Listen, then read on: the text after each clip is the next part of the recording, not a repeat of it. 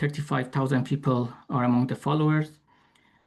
And the picture that you have on my profile, it doesn't mean that I work for PSG, but it is just for a hackathon around, let's say, 7 years ago, organized by Paris Saint-Germain, where I had a presentation. So what to expect from today's presentation? We are going to focus on Chelsea against Manchester City. And in the beginning, we will have an introduction, then the method that we are using, and then walk you through the results. And in the end, we will have some time for Q&A, hopefully. So this is the match. It's going to start at 5:30 p.m. Central European time. And probably the first thing that any of us would do is to just look for the starting 11 players of each team. So I think it was around like 15 minutes ago that the official account of each club has announced the starting 11 players. And that's what you see from the, let's say, the X or Twitter for each team. So here you have the starting 11 players for Chelsea, but also for Manchester City. And the point is that after this moment, then you see that there are some open or public sources that they come up with their own prediction for the formation and positions that each player is going to occupy over the match time. And the question that I want to ask you is that which source do you use to get that information or follow football match results, like the lineup formations? I will just zoom back here to the chat, and if you can just write in the chat which source do you use to get that information?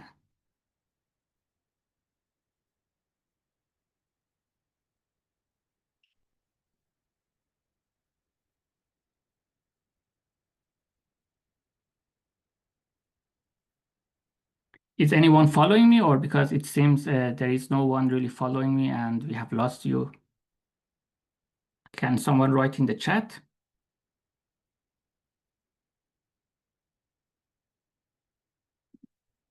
To the chat, and if you can just write in the chat which source do you use to get that information?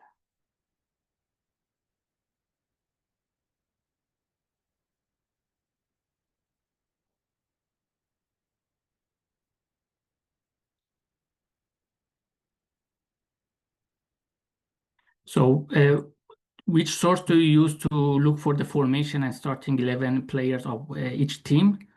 If you can just write that answer in the chat. If you're using OkFootball, we have one answer.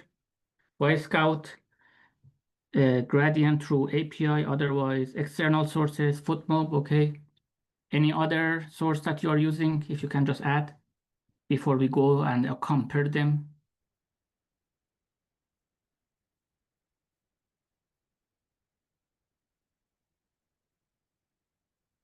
Okay, I will continue. Probably people are not that interested in adding some comments, so we just go through the comparison. So what I have here, if you can see on my screen, so this is what you see on Footmob and the prediction that you have for each team, where basically for Chelsea, it's a 4-2-3-1. That's how is the prediction. And for Manchester City is a 4-1-4-1.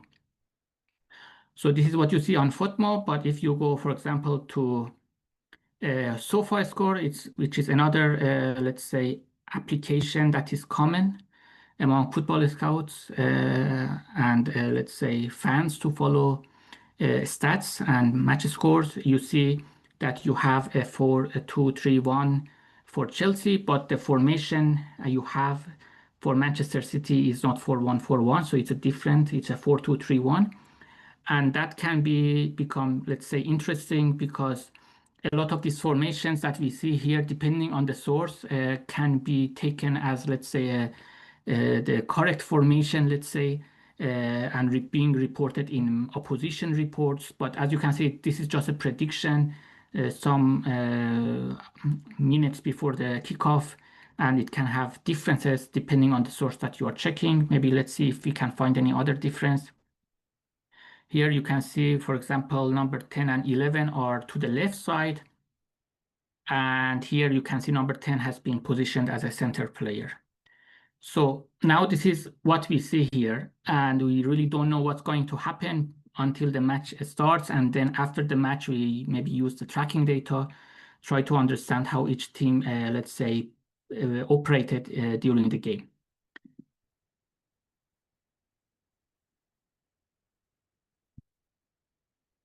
So apart from the opposition analysis importance that these formations have, we see that during the halftime break when the media and pundits want to talk, they refer to the formations. And also it has widely covered in, let's say, history books that are covering football tactics. But why do these formations matter at all, and why are we interested in studying them, is that some coaches have the belief that if an opponent is operating in a specific formation, you should adopt and choose a formation that can counter that formation. Here is one example from Bielsa. He says that, for example, if the opponent is playing in a 4-3-3, your team should play in a 4-2-1-3. And the reason that he provides is that there will be let's say, a numerical superiority in the midfield area because you have, let's say, players to mark the opponent players. And formations have also been covered in the coaching badges that coaches need to write. In some federations, like in Italy, they need to write the thesis. And this is just one example. You have Pioli covering the 4-4-2 for his UEFA Pro license thesis. And this is just one example from the thesis.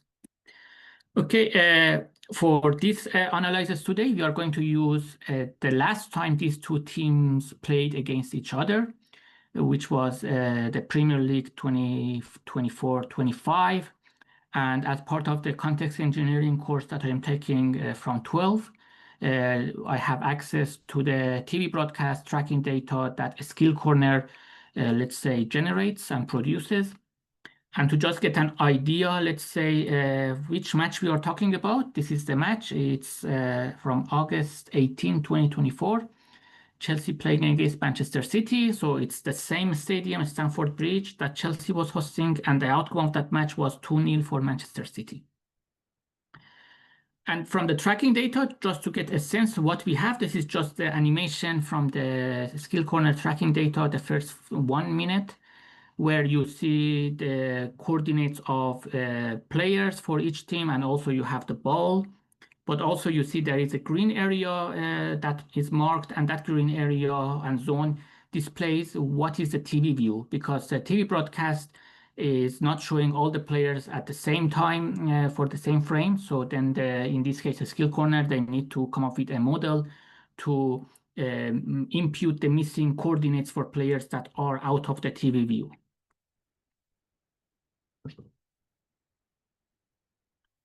Okay, now we go to the next step. What is common that probably you have seen in media widgets is that they look into the average locations after the match and try to report that, and then you feel that you are looking into formations. This is like the average locations you have for Chelsea, which may give you the intuition that they played in that match in a 4-2-3-1. But maybe it becomes a bit problematic if you are looking for Manchester City, the average locations. They are more, let's say, centered and connected and close to each other, so more compact in the center. And the reason is that when you are taking averages, if a player, for example, number 11, is spending around 10 minutes on the left flank and then switches to the right flank for another 10 minutes, if you take the average is going to be in the middle.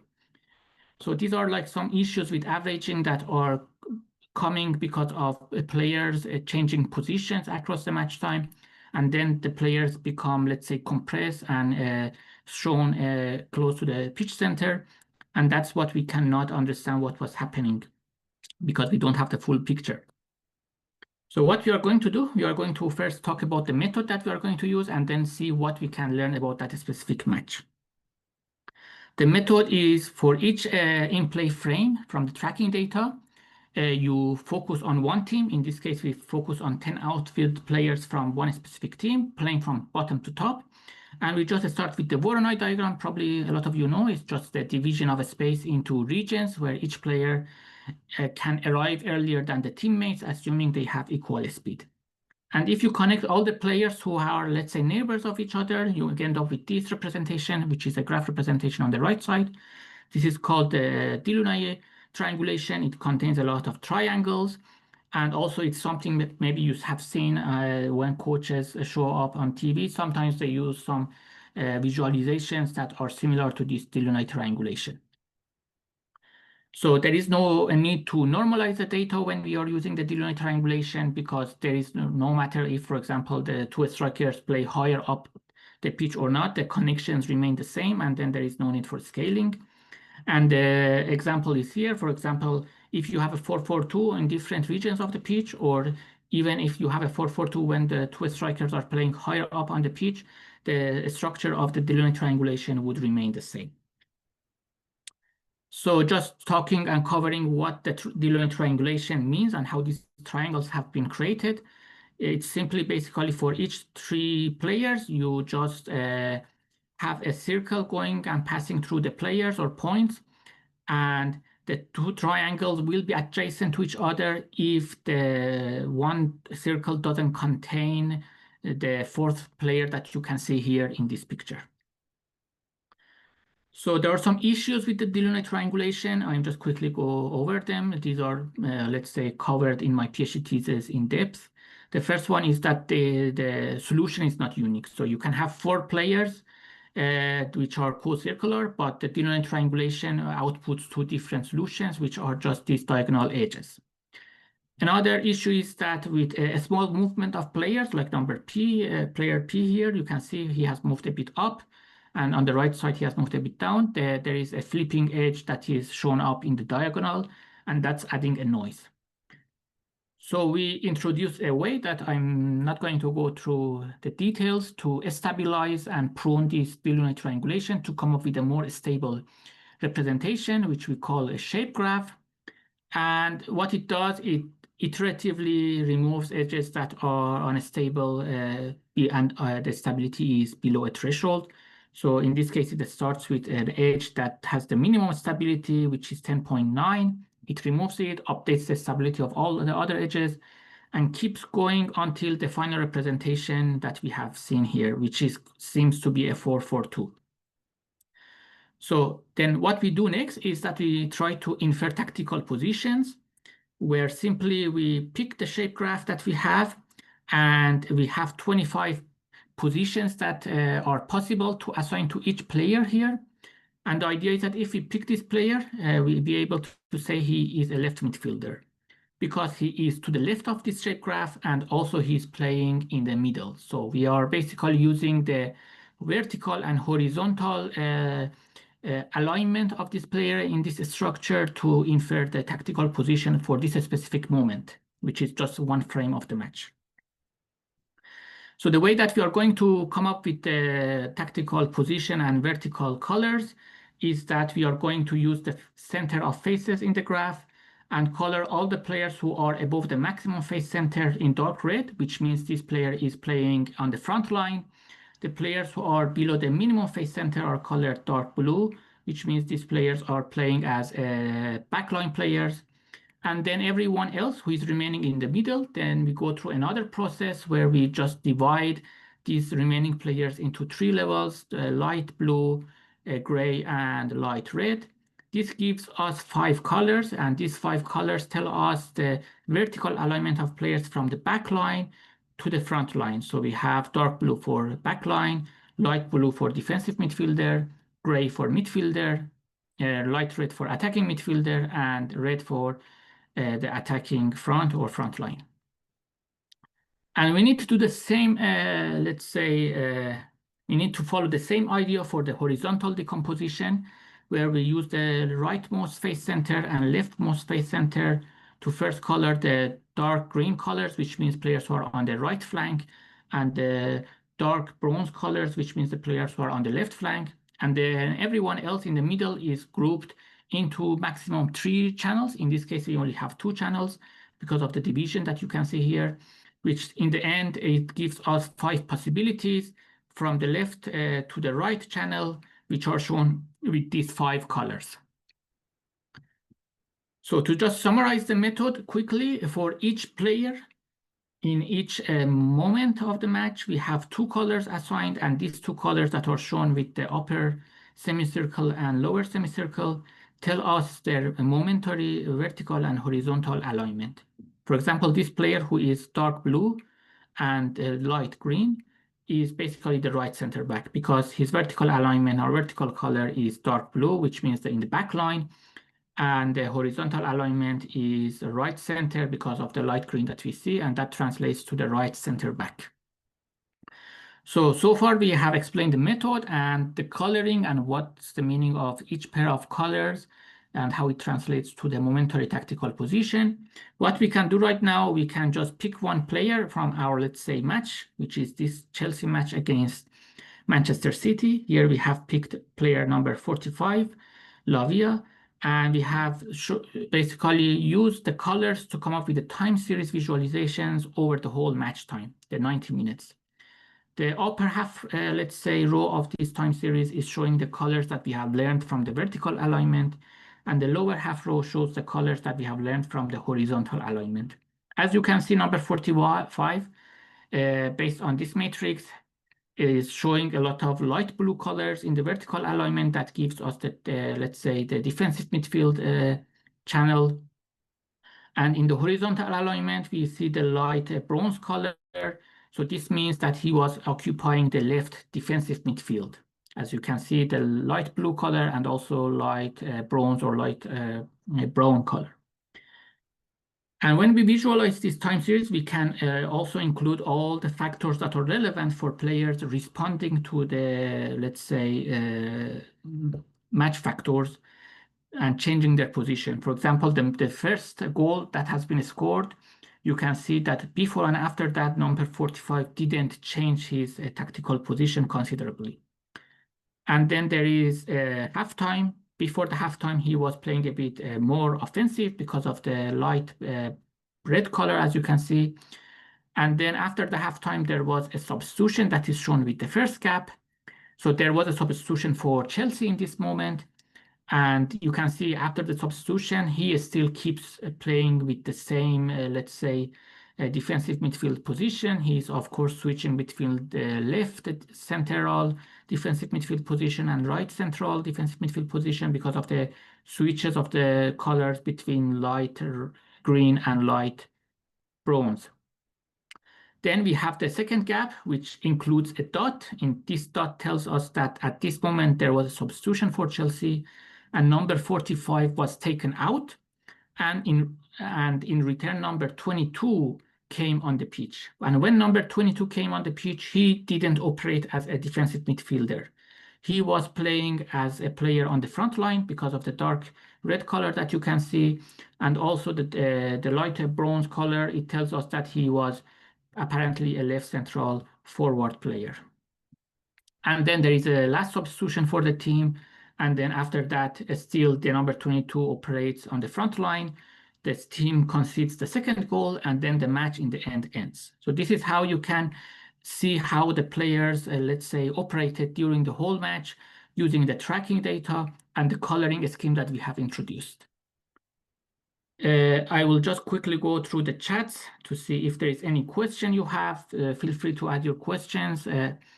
And what we want to do right now is that I want to show you the dynamic view that we can get from Chelsea in this match, which is shown here. So if we stack all the players' position time series that we have learned from the data, that's the picture we will have.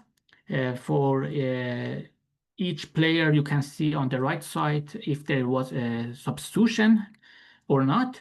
And then we also have included the moments that the team conceded the goal. In this case, this time series or this visualization is now looking for Chelsea. And also we have the halftime moments. And also if there is a moment that the opponent made a substitution, which is shown with this substitution logo on top of the visualization. And in addition, we have two clock symbols here. These tell us whether there was a stoppage in the match more than 1 minute and a half, where based on the tracking data, let's say the game was not in play. So maybe what you can do is that you can spend some minutes, try to see what you can learn from how Chelsea operated in this match based on only this visualization, and try to add maybe your findings in the chat. And then after that, I will just try to cover what we can learn from this visualization and add to what you have found so far.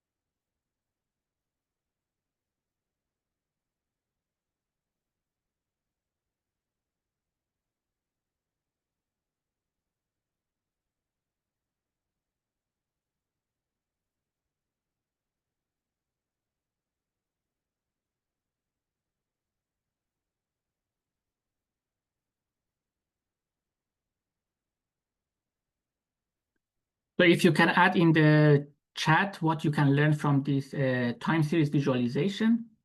And I see there are also some questions. I will try to cover them in the end of the presentation. Of course, we still have 30 minutes before the kickoff of the match, so we can hopefully end the whole session before the match starts.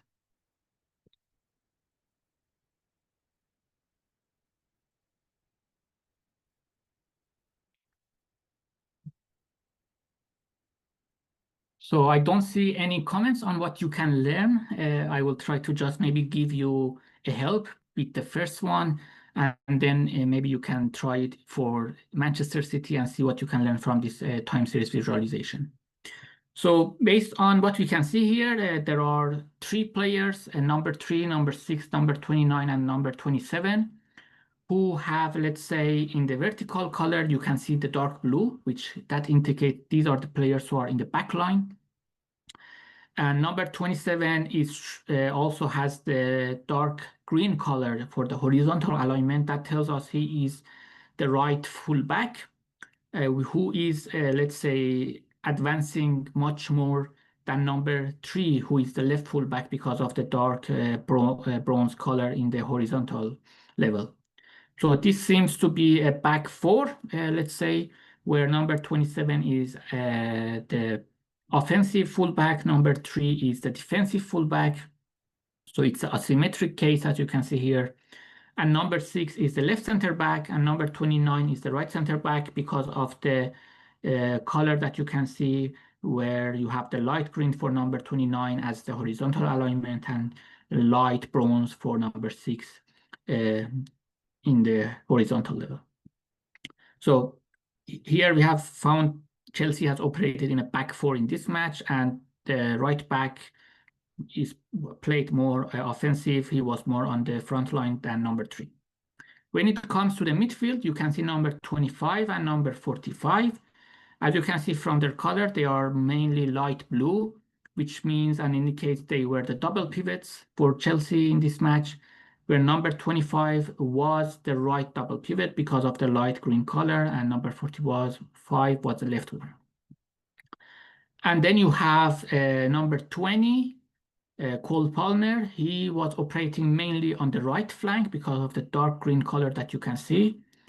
So he was in this match playing as a right winger. And number 18 was playing as a left winger because of the dark red color, but also because of the dark bronze color, which indicates he was the left winger. Number 15 was the, let's say, the lone striker, who, as you can see, was mainly red. So the dark red is clear. And also in the horizontal channel, it clearly shows that he was in the central channels. He was not to the rightmost wing or right left wing.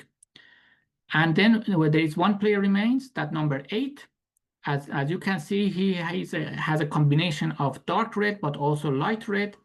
And that can indicate that he was really playing in the same maybe level as number 15, but he was a bit behind him. So maybe he was the attacking midfielder. And this can give you the indication that Chelsea in this match played the 4-2-3-1, which is the last time they faced Manchester City. So when we look into the moments that there were substitutions, so you can see there is one substitution. There is a second time Chelsea has substitutions where they made two substitutions, and then the last opportunity for the team where they had the final substitution. As you can see, maybe the first one, number 18 was taken out and number 19 came in, and he was continuing the position of number 18 as a left winger because of the colors that you can see. The second substitution, or second time the team made a substitution, number 15, Nicholas Jackson was taken out, and number 38 came on the pitch, and he filled in the same position as number 15. So he was the lone striker at this moment. But as you can see, the second striker has joined and came on the pitch at this moment, number 22, who replaced one of the double pivots. So number 45, who was one of the double pivots, has been taken out. Number 22 comes in to play as the second striker alongside number 38. And this is exactly the moment, if you see the first row, number 8 has dropped to fill in the second double pivot's position that has been, let's say, freed. So the team is still operating in a 4-2-3-1. They just made the substitution on the personnel, and that's what you can see clearly from the data. And the last substitution is where number 3, Kokorio, has been taken out, and number 40 came in, and he has continued the position of number 3. So these are, let's say, the dynamics we can learn from the substitution, the possible substitution Chelsea has made, and whether they made a difference in the formation and positions of individual players or not. And another observation is that maybe after the first goal that they conceded, or after the second goal that they conceded, maybe the only considerable observation belongs to number 19, who was, before conceding the second goal, he was not really on the front line. He dropped before the second goal the team scored, and after that he really joined to be on the front line. So that's maybe the only considerable observation we can see for Chelsea. So this is, let's say, how Chelsea operated in this match, and we can do similarly for Manchester City. And this is the visualization you have for Manchester City. I will try to just maybe pause for some minutes so you have the time to add your comments, what you can see from Manchester City in this match, and then I will try to just add to your finding.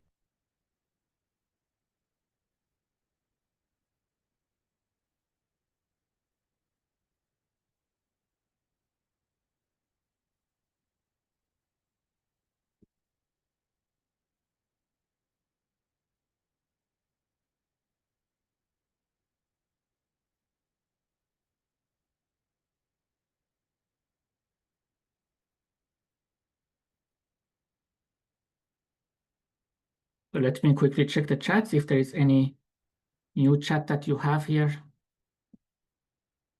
added in the chats or not.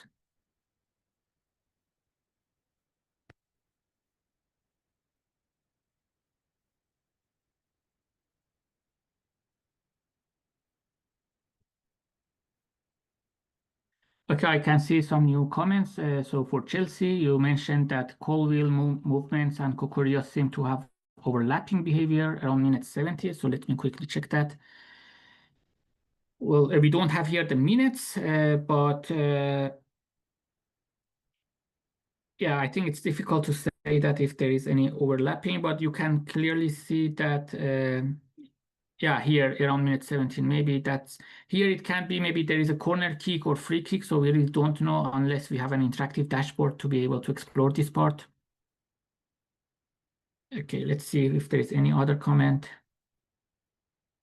Yeah, so here we have something about Enzo. Yeah, so as you can see with the substitution, he has moved to a double pivot.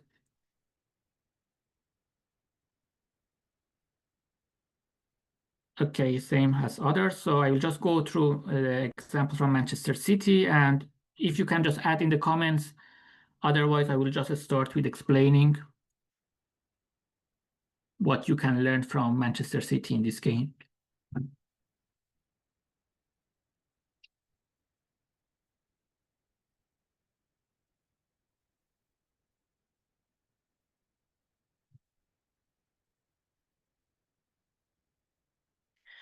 Okay, I will start.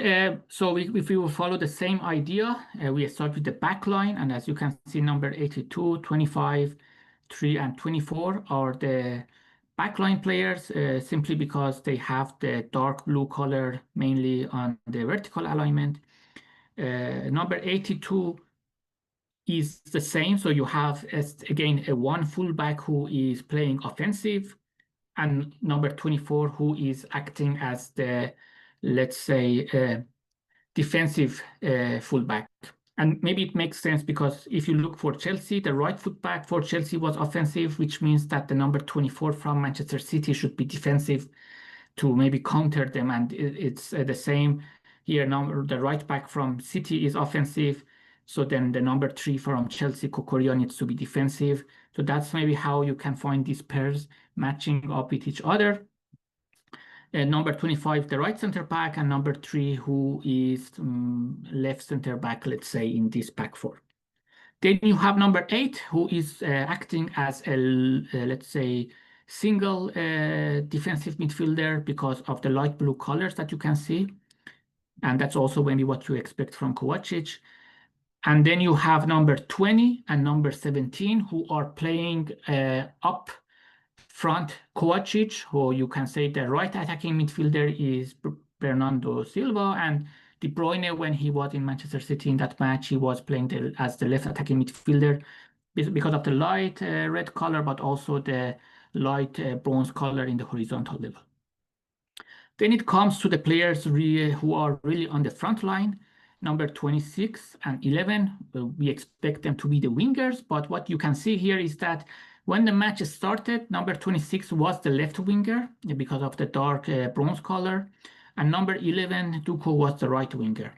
And then there is this moment in the match that they switch their position. So the right winger and left winger switched their position. And after that, they kept operating in that position. So you can see Duco from right wing, he moved to the left. Savinho from left moved to the right, and then he stayed until he was on the pitch, and the same for Duco.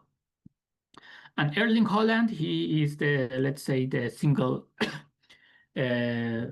striker because of the dark red color, and also the horizontal levels. It clearly shows the gray color as the main horizontal level. Let's see what else we can learn. We see that Manchester City only had one substitution, where the substitution was just bringing a replacement for the right winger. In this case, they brought Foden to replace number 26, and he kept in that position. Other than that, I would say maybe we really don't see anything specific. So we can say for Manchester City, it was a back four. So four, here you have a single defensive midfielder, so 4-1. And now it really depends if you want to basically interpret this as a 4-3-3 with a single defensive midfielder, or you want to say it's a 4-1-4-1. So this is a bit, let's say, open to debate, but maybe it really doesn't matter that much what labeling you are using. Here we have a clear understanding of each individual player's position dynamics during the match. So what else we can do? We can do player profiling, so we can focus on individual players, where the idea is simply is that for each player, we had 25 positions that they could occupy for each frame. So we are going to compute a 5x5 grid, which we call a position map, which basically tells us what percentage of the match time a player occupied any of these positions. So here we have Erling Haaland. When we are looking for the all moments that the game was in place, so the effective time, around 45% he was really in the center forward position. And then you can see we have this division for in position and out of position, where for Erling Haaland, the picture doesn't change. For this presentation, I just included the players from Manchester City and Chelsea that are right now in the lineup to start the match that's going to start in maybe in 15 minutes or 20 minutes. The second player is Bernardo Silva. And as you can see, the in position, the heat map, the 5x5 occupancy matrix is really spread out. So he is, of course, mainly in the right attacking midfield and left attacking midfield cells, but also he shows up in a lot of other cells in possession, but out of possession, the picture is more clear that he was really the right attacking midfielder. For Duko, he started the match, as you could see in the time series visualization, as the right winger. And this is why we have these cells with around 5 or 6%. But then he moved really to the left. And you can see the distinction between in position and out of position. In position, he was really the left forward player, but out of position, he was dropping to the more deeper channels. Marc Cucurella, we saw he was the left back for Chelsea. He was the defensive left back, where in position he was going a bit up to play as a left wing back, but out of position you can see 61%, 62%. Clearly, he was in the left back cell, and these 5x5, let's say, cells are exactly what you can see here, the position references that we are using to report the probability that they have occupied any of this position. Gusto, he has a really interesting profile. We saw that he was the offensive right fullback. And as you can see, in possession, he was really going over all these different vertical levels and covering them with, let's say, uh, almost equal probabilities. Of course, the more forward he was spending more time. But out of position, you can clearly see the profile that he was really staying as a right back. And that's really interesting that if you can use phases of play, you can profile players and understand if they behave differently or not. Another player who is going to start for Chelsea today is Caicedo. Clearly, you can see he's the right defensive midfielder based on these profiles. That's obvious and nothing surprising, let's say. And the left defensive midfielder for Chelsea in that match, who is going to start also today, the same, let's say, or similar profile to Caicedo, and nothing specific to mention. And Palmer, it's going to be interesting to see whether he's going to be the right winger today or he's going to play in the central channels. But based on that match, we see that he was really the right winger, where out of position he was just dropping more than in position. And finally, I think we have Pedro Neto, another winger, but this time on the left side, and the same pattern in position, out of position. You can see that out of position dropping deeper than in position. So I think before we end, just explaining that there is also a lot of other things that can be done where you can divide the match time into segments and then use these position maps that you have here to come up with visualizations similar to what you see maybe on tactic blogs, where they show you where players are basically positioned in that interval and also what was the most common movements that they were making, which are shown with these arrows. And yeah, I think that's more or less what we had for today. Just want to emphasize that what we presented today is really looking into the past. So it was very descriptive how the teams performed previously and what happens today. You maybe pick up some signals from what we saw from the last time they clashed, but it's of course not like what you can expect to have a prediction and say this is gonna be the same or not.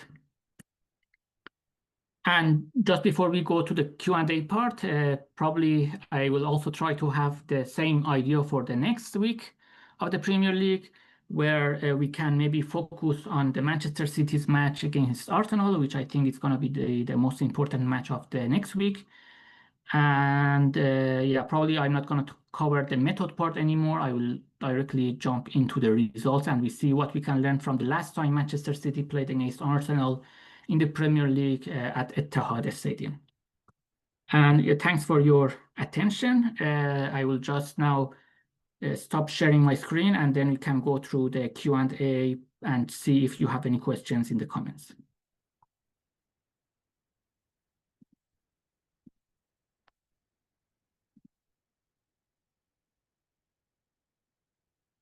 So now is the time if you can add your questions to the comments, and then we can maybe cover them if you have anything otherwise. Then we only have around 8 minutes before the match starts.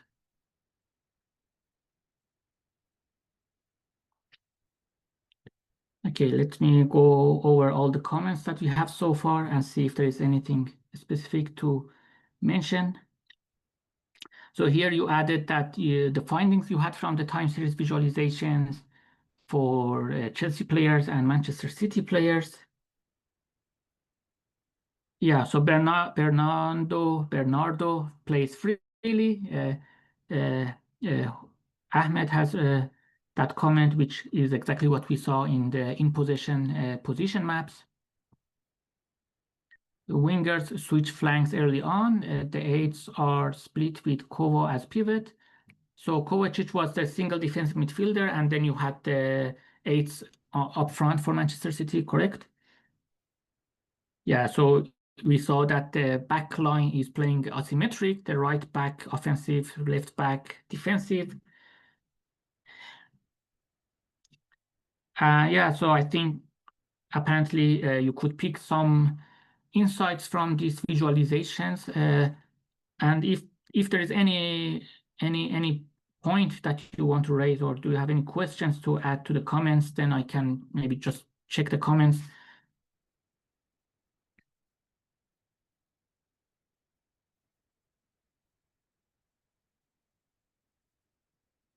So the last quest, okay, there are some new comments. Let me see. For the player profiling, what if we do it just by segmenting the pitch into zones? So that's basically what you see from the heat maps. So the spatial heat maps that maybe you see with these apps that are for fans, that's basically something similar to that. But as I showed that maybe for positions, you want to look in relation to the teammates. So maybe the 4-4-2 can be in your own pitch, or it can be in the opponent's pitch.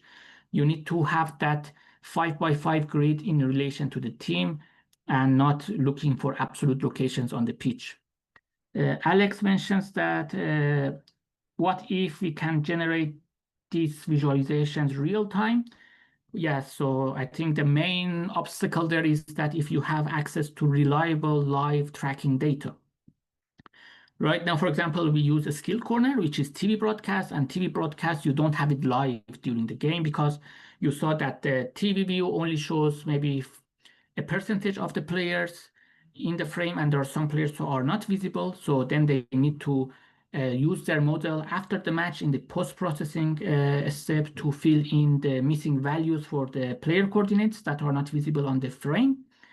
But if you have access to live tracking data, which is basically coming maybe from these optical cameras or maybe coming from the GPS, which for GPS you have some limitations. You only have it for your own team. You don't have the information about the ball. But then, yes, if you have access to live and reliable tracking data, you can create similar visualizations, and that's not going to be, let's say, unfeasible. Any other question or any other comments you have to add?